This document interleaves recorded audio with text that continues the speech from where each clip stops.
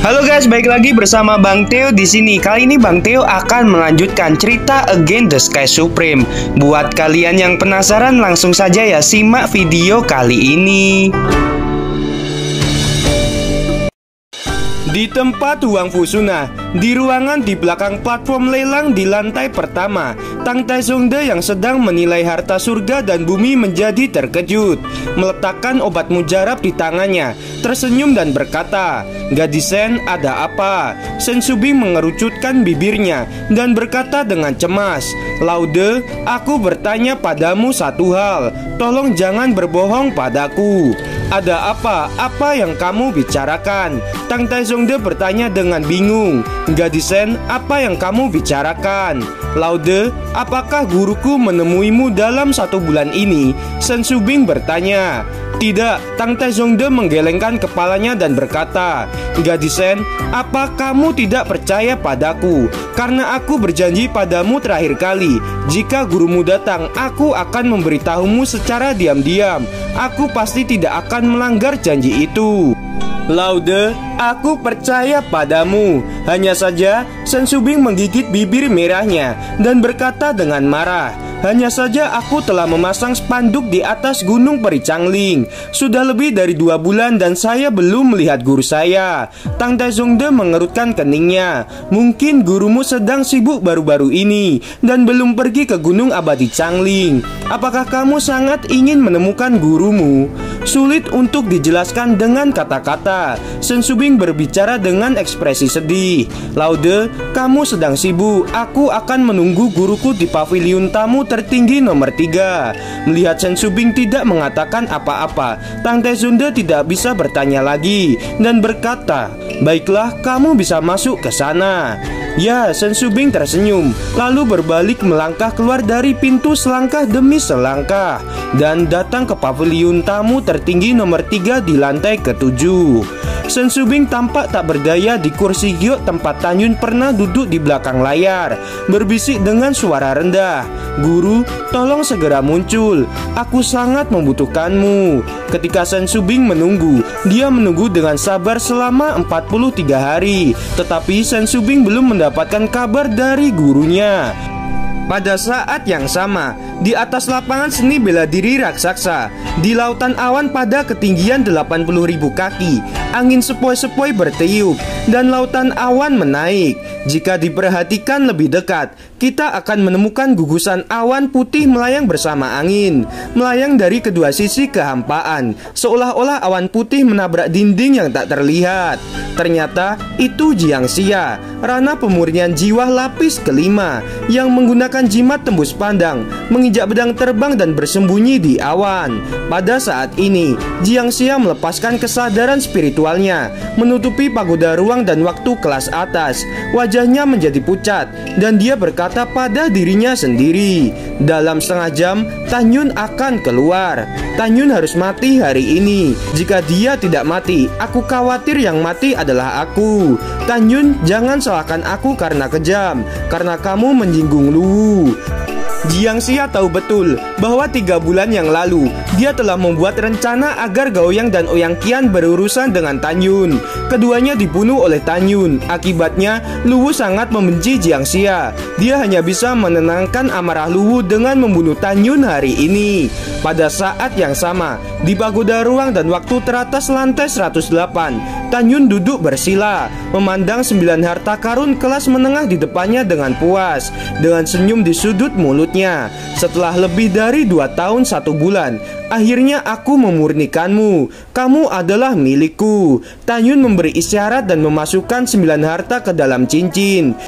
Tan Yun secara terpisah menyempurnakan 3 atribut angin, Sky Reaper Hurricane Talisman, 3 atribut guntur, yaitu jimat 9 surga yang bergemuruh, sepotong atribut ruang, yaitu pengetahuan kurungan ruang, dan sepotong atribut kematian, yaitu run kematian nirwana, dan sepotong atribut waktu, yaitu run penundaan waktu. Semuanya adalah harta karun kelas menengah, kecuali untuk jimat penundaan waktu. Awalnya, Tan Yun bermaksud untuk memperbaiki jimat cekikan waktu, tetapi karena kurangnya waktu, dia akhirnya mengubahnya menjadi jimat memperlambat waktu. Tiba-tiba, mata Tan Yun menjadi suram dan berkata, Qiu Yongming, sekarang saya memiliki 9 jimat. Setelah itu, Tan-Yun memikirkan apa yang dikatakan Lai Chang ketika dia memasuki pagoda lantai 108. Tan-Yun melihat sekeliling pagoda lantai 108 dengan cemas dan berkata, aturan sialan. Setelah seseorang memasuki lantai 108, orang itu harus menunggu 1 tahun lagi untuk memanjat menara ini. Lagi pula, tidak ada yang bisa naik kecuali Tan-Yun sendiri sekarang. Tan-Yun memutuskan untuk membiarkan Shen Shubing mengubah aturan atas nama gurunya di masa depan. Setelah mengambil keputusan, Tan-Yun sepertinya telah memikirkan sesuatu, menatap penuh harapan, melepaskan indera spiritualnya, dan meremas ke dalam tas binatang buas yang tergantung di pinggangnya. Melihat singa naga emas merangkak di tanah dalam tas binatang roh, rambut merah darah panjang sekarang berubah menjadi kuning keemasan, dan ukurannya meroket hingga 100 meter.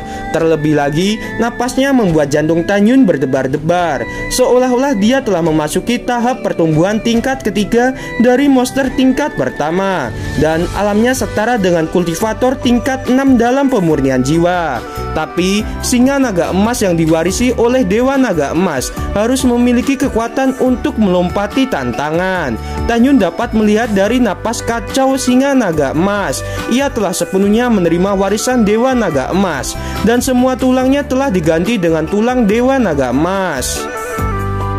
Alasan mengapa dia belum terbangun sejauh ini, karena sebelum darah dari singa naga dewa emas belum sepenuhnya diganti dengan darah dewa naga emas. Setelah transformasi selesai, dewa singa naga emas akan terbangun.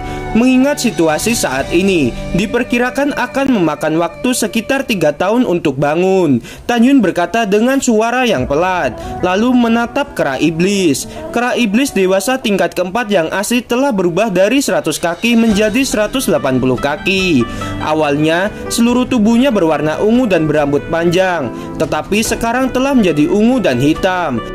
Kera iblis masih belum ada tanda-tanda kebangkitan. Tan-Yun tampak penuh harapan. Saat kalian bangun, aku benar-benar bisa mengambil napas lega. Waktu di menara 8 jam kemudian, pintu menara lantai 108 yang telah ditutup selama 3 bulan perlahan terbuka, dan Tan-Yun dengan tenang melangkah keluar dari pintu menara. Pada saat yang sama, di pagoda lantai 99, ratusan sosok menatap Tan-Yun bersamaan. Ketika semua orang mengetahui bahwa Tan-Yun berada di tahap ke-8 alam jiwa janin, semua orang mengepalkan tangan mereka. Selamat saudara Tan telah memasuki tahap ke-8. Selamat juga untuk kalian. Saya berharap yang terbaik untuk kalian dalam kultivasi. Tan-Yun membalas salam mereka dan terbang menuruni pagoda dengan pedang terbangnya. Ribuan murid yang telah menunggu Tan-Yun berkumpul dan mengundang Tan-Yun untuk minum bersama. Bahkan ada beberapa murid perempuan mengundang Tan-Yun untuk pergi ke Gunung Peri. Semua jenis undangan Tan-Yun tolak dengan sopan. Tan-Yun, selamat atas promosimu. Pada saat ini tawa keras datang dari kerumunan. Tan-Yun melihat Luo Fan dan Song Hong berjalan dari belakang kerumunan. Senior Luo, Senior Song, para murid menghindar ke samping dan menyapa mereka. Luo Fan dan Song Hong tidak hanya menempati peringkat pertama dan kedua dalam daftar alkimia, tetapi juga berada di peringkat 3 teratas dengan Sun Abe dalam daftar alkimia. Penghormatan para murid terhadap keduanya bahkan lebih baik daripada penghormatan kepada Tan-Yun. Meskipun Tan-Yun naik ke lantai 108 pagoda ruang dan waktu tertinggi, ada 2 alasan. Pertama, para murid tidak berpikir bahwa Tan-Yun yang dipromosikan ke tingkat ke-8 dari alam jiwa janin akan dapat menandingi Luo Fan dan Song Hong. Kedua, poin terpenting yaitu Vena Pil selalu didasarkan pada penguasaan teknik pil. Di mata semua orang, tidak peduli seberapa kuat Tan-Yun melawan langit, bagaimanapun juga dia bukan seorang alkemis. Sedangkan Luo Fan dan Song Hong adalah alkemis hebat tingkat rendah yang bermartabat. Luo Fan dan Song Hong dengan tulus mengepalkan tinju sebagai sapaan balasan. Tan-Yun bisa melihat 2 hal dari mata keduanya yang melihat semua orang serta sikap mereka. Pertama, keduanya memiliki hubungan pribadi yang mendalam. Kedua, mereka memiliki reputasi yang baik di hati semua orang, tidak sesombong Sun Abe. Ini memang kebenaran. Guru mereka berdua, tetua kedua Du Chen dan tetua keenam Shen Wende, meskipun hubungannya tidak terlalu baik, hubungan antara keduanya memang tidak dangkal. Tan Yun memandang dua orang yang datang, mengepalkan tinjunya dan tersenyum. Halo kedua senior. Junior Tan, saya memiliki permintaan yang tidak simpatik. Saya harap kamu berjanji, Song Hong berkata sambil tersenyum. Tan Yun berkata terus terang, senior adalah murid langsung dari penatua keenam. Penatua keenam telah memperlakukan saya dengan baik 2 kali. Senior Song, katakan saja apa yang kamu inginkan. Song Hong mengepalkan tinjunya dan berkata, memang benar setelah kamu memasuki pelatihan lantai 108 3 bulan yang lalu, Senior Luo dan aku ingin menunggumu keluar dari pagoda dan berdiskusi. Kamu jangan salah paham, kami tidak bermaksud provokatif. Kami hanya berdiskusi karena saya berdua menantikan kekuatan kamu setelah dipromosikan ke tingkat ke-8. Setelah Song Hong berkata, Luo Fan segera setuju. Tan Yun, Song Hong mengatakan apa yang ingin aku katakan.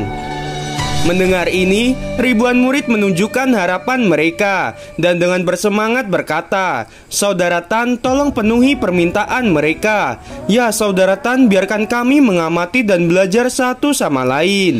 Mendengar ini, Tan Yun melambaikan tangannya untuk menyela semua orang, memandang Luo Fan dan Song Hong dan tersenyum sedikit. Ini juga kehormatan bagi saya untuk bisa bertarung melawan keduanya yang menempati peringkat atas dalam daftar pertarungan. Sejujurnya, jika Tan Yun tidak berpikir mereka berdua memiliki kepribadian yang baik, dia tidak akan membuang waktu untuk membahas satu sama lain. Untuk murid lainnya, sparring memang cara terbaik untuk mempromosikan kultivasi dan meningkatkan kemampuan tempur yang sebenarnya. Tapi, bagi Tan Yun yang merupakan reinkarnasi, tidak perlu belajar satu sama lain. Tan Yun memiliki ukuran kekuatan yang unik dan lawan seperti apa yang bisa dia lawan. Saudara Tan cukup menarik, kata Luo Fan dengan gembira. Saya tidak ingin orang lain melihat pertempuran kita. Tan Yun berkata begitu. Tentu saja dia ingin mempertahankan wajah keduanya. Tan Yun memang sombong, dan saat dia dipromosikan ke lapisan ke-8 alam jiwa janin, tidak peduli siapa dia, akan sulit bagi murid Danmai untuk menandinginya. Keduanya tercengang dan mereka setuju satu demi satu. Ribuan orang kecewa. Mereka pikir Tan Yun pasti khawatir kalah dari keduanya, dan dia takut reputasi yang baru saja diperolehnya dari naik menara akan anjlok, sehingga dia tidak akan membiarkan orang lain untuk menonton pertempuran. Pada saat ini, sebuah suara arogan yang terlalu dini datang dari belakang kerumunan. Junior Tan, karena kamu, Luo Fan dan Song Hong memiliki jadwal latihan tarung bersama, bagaimana kalau menambahkan aku juga? Kebetulan aku mau minta saran darimu. Ternyata itu Sun Abe yang berpakaian putih datang dengan santai. Semua murid melihat kembali ke arah Sun Abe yang akan datang, dan ada rasa jijik yang tidak terlihat di mata mereka. Dan mereka mengepalkan tangan dan berkata, Senior Sun, Junior memberi hormat. Semua orang menghindari dan meninggalkan Sun Abe yang menuju Tan Yun. Pada saat yang sama, semua orang tahu bahwa selama 3 bulan retret Tan Yun, para murid Danmai diam-diam mengejek Sun Abe yang hampir mati di pagoda lantai 100. Begitu Tan Yun meninggalkan pagoda, Sun Abe muncul di bidang seni bela diri. Menghadapi sapaan semua orang, Sun Abe menutup mata dan berjalan lurus ke arah Tan Yun. Junior Tan, orang ini adalah pembuat onar yang terkenal. Jangan perhatikan dia, ayo pergi. Kepribadian Sun Abe tidak perlu dipertanyakan. Kepribadiannya sangat buruk, kata Luo Fan. Song Hong mendengus ke Sun Abe, melihat kembali ke Tan Yun dan berkata, Tan Yun, Senior Luo benar, jangan memperhatikannya, ayo pergi. Oh benar, Gunung Peri saya adalah yang paling dekat dengan seni bela diri. Ayo kita ke sana. Mendengarkan keduanya, Tan Yun berkata dengan tenang, baiklah senior. Kemudian ketika Tan Yun dan keduanya ingin terbang dan pergi, Sun Abe yang sombong diabaikan oleh mereka. Tiba-tiba wajahnya menjadi murung. Dalam sekejap, Sun Abe berdiri di depan Tan Yun. Sun Abe memarahi Tan Yun dan berkata, "Kamu penjahat tak tahu malu. Ketika kamu memanjat pagoda lantai 100, kamu jelas dapat memanjatnya dengan cepat. Tetapi kamu dengan sengaja melampauiku ketika aku setengah langkah lagi mencapainya. Kamu jelas melakukannya dengan sengaja. Itu membuatku malu." Sebelum Tan Yun bisa berbicara, sosok Luo Fan berkedip dan muncul di depan Tan Yun. Tan Yun tidak pernah mengatakan bahwa kamu tidak sebaik dirinya. Kenapa kamu berteriak di sini? Sun Abe terisak dan muntah di kaki Luo Fan. Mengapa? Apakah kamu ingin menonjol untuknya? Ekspresi Luo Fan menjadi dingin. Song Hong bergerak satu langkah secara horizontal dan berdiri berdampingan dengan Luo Fan di depan Tan Yun. Dia mencibir dan berkata, "Saya dan senior Luo Fan hari ini memiliki urusan dengan Tan Yun." Sun Abe mengepalkan tangannya perlahan dan hendak berbicara. "Siapa yang kamu tegur sebagai penjahat tak tahu malu?" Tan Yun berkata dengan acuh tak acuh. Sosoknya melintas dan dia tiba-tiba muncul di depan Luo Fan dan Song Hong, meludah ke arah Sun Abe. "Apa ini?" Ribuan penonton murid tercengang. Dengan mata terbelalak, Sun Abe tidak pernah menyangka bahwa Tan Yun akan memprovokasi dirinya. Meskipun Sun Abe menempati urutan ketiga dalam daftar alkimia, dari kekuatan Sun Abe 3 bulan yang lalu, para murid tidak bisa merasa bahwa kekuatan Sun Abe akan lebih rendah dari Luo Fan dan Song Hong. Melihat adegan ini, Luo Fan dan Song Hong juga terkejut. Gimana teman-teman, ceritanya semakin seru bukan? Buat kalian nih ya yang masih penasaran, langsung saja ya subscribe channel Bang Theo ini. Terima kasih.